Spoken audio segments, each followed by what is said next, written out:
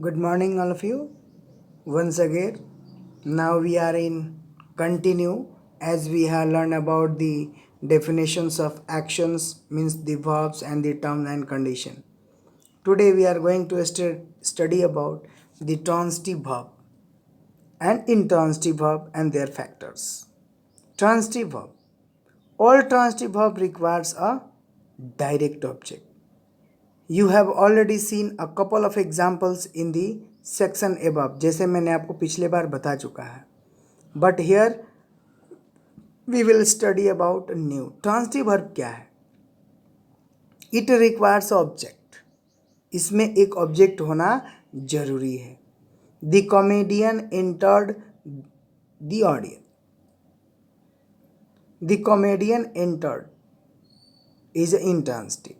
And the comedian entered in the confidence in the hall on the stage, जो भी object हो वो क्या रहेगा आपका transitive verb.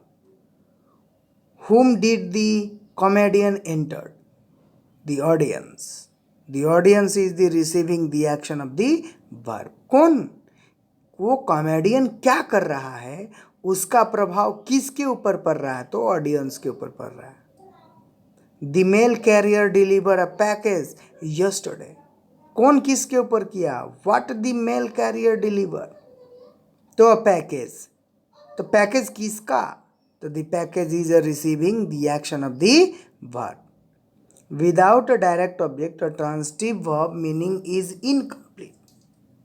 Don't manage that we are going to work the transitive as a without object. intransitive verb. Intransitive verb do not require any object or object. कोई भी उसको ऑब्जेक्ट की जरूरत नहीं है, वो अपने आप में मीनिंग देता है. Their meaning is complete without one. Without one means without the object.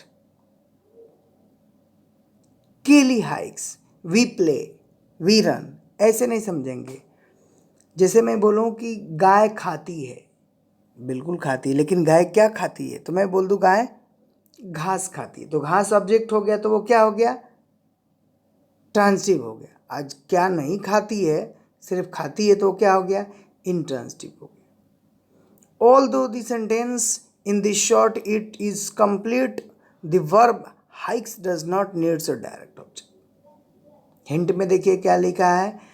Often an intransitive verb is followed by a word or a phrase that looks like a direct object, and the concerned you can use it as a trick or a formula.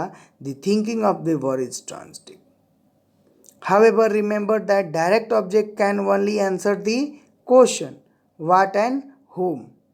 It what follows we don't know. वो किस पे कार्य करता है? करना कर्ता के ऊपर. जैसे सपोज दैट आपने गया अपने ऑफिस में रिजल्ट लेने. आप ऑफिस में गए और आप ऑफिस में रिजल्ट लेने गए, आप ऑफिस में रिसिप्ट लेने गए, या आप अपने सर से मिलने गए, आप सर से अपनी समस्या लेकर गए. तो जो बीच में आएगा कि क्या लेके जा रहे हैं, क्या करने के लिए, वर्ब का होना उसमें ऑब्जेक्ट का काम करेगा. इससे हमें पता नहीं चल सकता है कि किस टाइप का ऑब्जेक्ट किस में काम कर रहा है. Some verb can be transitive, some verb can be intransitive. Certain verbs can be either transitive or intransitive depending on how they are used. We ate pizza for dinner. We ate samosa for lunch breakfast. So in this sentence or in these sentences, it is a transitive verb. बिल्कुल. And it is followed by a direct object. What did we eat for dinner? We ate whatever we provided. Meat we have already eaten. It is transitive in the sentence because it has no direct object and there is no any mention of what we ate. If we are active, if we are responsible, if we are gathering, it will come all over in the transitive verb and it will work as an action verb. क्रिया को समझना बहुत ही बड़ी बात है। क्रिया समझ में आ गई तो टेंस कभी भी समझ में आ गया, टेंस समझ में आ गया तो एक्टिव पैसिव आ गया, एक्टिव पैसिव जब हमें समझ में आ गया तो नरेशन में तो कोई दिक्कत ही नहीं है। थोड़ा सा वर्ब भी हमारे लिए क्या होता है, कॉम्प्लिकेटेड होता है। देखिए प्रेजेंट टेंस में जो आप लोग को पिछले बार एक्शन मैंने बताया था, ट्रांसटिव, इन ट्रांसटिव, जो हम लोग एक्शन देखे थे ये वाला, हाँ डेफिनेशन के साथ में फिजिकल एक्शन, इसके प्रीवियस क्लास में हमने जो देखा था, तो उसके वर्क्स और कार्य दूसरे होते हैं। ये देखिए हम लोग एग्जाम्पल जो ये देखे थे कि किस टेंस में किसका काम होता है, जैसे कि प्रेजेंट टेंस, पास्ट टेंस और future tense. We take a trip to destiny world in summer. Past tense में क्या है, they took a trip to dest world last year. Future क्या है, not will take a trip on dens worlds funds, हाँ ही ships enough money. अब देखिए क्या है, तीनों में, तीनों क्रियाओं में, तीनों कालों में वर्ब का चेंजिंग है, टेक, टुक, विल टेक, बाकी everything is same, everything is same.